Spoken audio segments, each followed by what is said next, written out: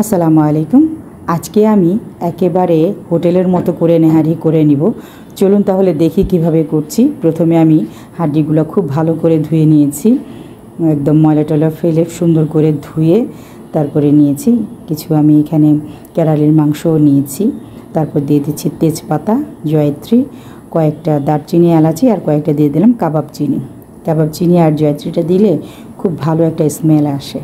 আর একটু লবণ দিয়ে আমি বসিয়ে দিলাম, আর দিয়ে দিব একটু গোলমরিচ দিয়ে আমি বসিয়ে রাখলাম।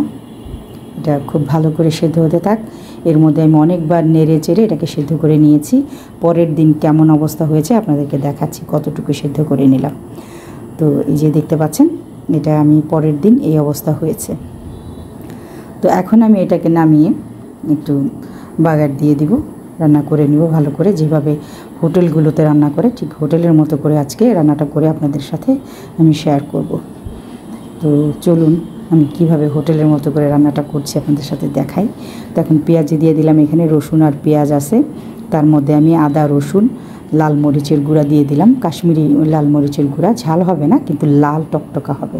হোটেলগুলোতে যখন আমরা খাই তখন জিনিসটা একটু লাল টকটকা হয়, দেখতে খুব সুন্দর লাগে। তো হলুদ দিয়ে দিলাম 1 চামচ, দিয়ে এখানে আমি ধনিয়া দিয়ে দিলাম 1 চামচ, দিয়ে নেড়ে চেড়ে ভালো করে মিশিয়ে নিচ্ছি। আর এই যে আমার যে স্টকটা আছে হাড্ডির জুসটা, সেটাই আমি কতটুকু পানি দিয়ে দিলাম, দিয়ে ভালো করে কষিয়ে নিচ্ছি। মশলাটা ভালো করে কষানো হয়ে গেলে তারপরে এখানে আমি হাড়গুলো দিয়ে দেবো এক এক করে। তো এখন কষে গেছে খুব ভালোভাবে, তো আমি হাড়গুলো দিয়ে দিচ্ছি উঠিয়ে একটা দুটো করে উঠিয়ে দিতে দিতে সবগুলো একসাথে দিয়ে দিব, দিয়ে ভালো করে রান্নাটি করে নিব। তো হোটেলের মতো রান্নাগুলো খেতে ভালো লাগে, খুবই ভালো লাগে। অনেকে তো হোটেলের খাবারই বেশি পছন্দ করে, আর আমরা তো ঘরে একটু নর্মাল করে রান্না করি। ঘরের রান্নাটা আমার কাছে বেশি ভালো লাগে। আর যারা হোটেলের রান্না পছন্দ করেন তারা এইভাবে রান্নাটি করে নিতে পারেন।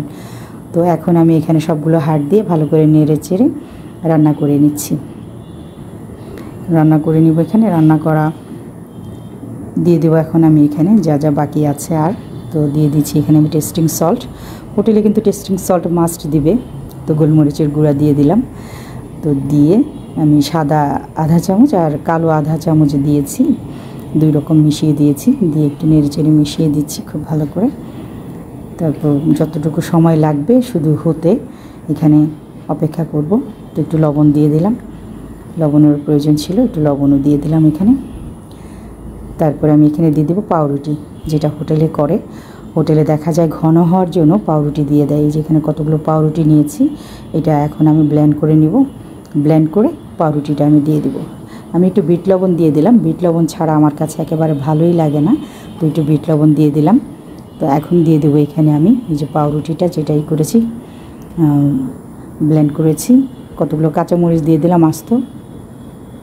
আস্ত কাঁচামরিচ দিয়ে দিলাম যাতে ঝাল না হয়। তারপর আমি এখন এই যে ব্লেন্ড করে রাখা পাউরুটিটা দিয়ে দিলাম, যাতে একটু ঘন হয়ে যায়। ঝোলটা একটু ঘন ঘন লাগে খেতে, ঘন হলে একটু ভালো লাগবে, তাই একটু পাউরুটির গুঁড়াটাও দিয়ে দিলাম ব্লেন্ড করে। তার কিছুক্ষণের মধ্যে এটাকে জাল করে আমি নামিয়ে ফেলবো। তো আমি এটা খুব ভালো করে প্রথম দিন আর দ্বিতীয় দিন খুব ভালো করে করেছি। করার পর সন্ধ্যায় আমরা এটা খেয়েছি, খুবই ভালো লেগেছে। এখন আমি একটু দিয়ে দিলাম ভিনেগারটা দিয়ে আমি এখানে বেরেস্তা দিয়ে দেবো, পেঁয়াজ বেরেস্তা। যে দেখতে পাচ্ছেন হয়ে গেছে, কিছুক্ষণের মধ্যে এটা নামিয়ে আমরা খেয়ে নিব। ধনিয়া পাতা, পেঁয়াজ বেরেস্তা, আদা কুচি সব কিছু দিয়ে এটাকে সাজিয়ে নিয়েছি। ভালো লাগলে এভাবে করে নেবেন। লাইক কমেন্ট করে আমার পাশে থাকবেন সবাই।